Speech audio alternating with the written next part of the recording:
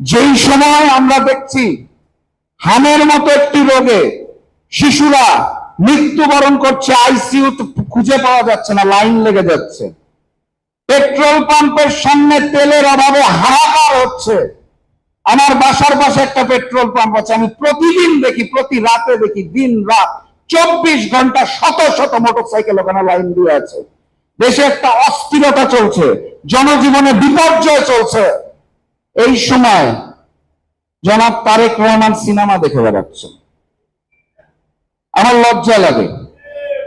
আমি প্রবাদে শুনতাম যে রোম যখন ফুটছিল, নিরো তখন বাঁশি বাজাচ্ছিল। এটার উদাহরণ আমি দেখেছিলাম ফ্যাসিস্ট শেখ হাসিনার কাছে, যখন আমাদের দেশের রাজপথ রক্তাক্ত হচ্ছিল জুলাই গণঅভ্যুত্থানে, উনি তখন বিটিভি ভবনের জন্য কাঁদছিল শেখ হাসিনা। ওই আওয়ামী লীগই তো বর্তমান বিএনপি।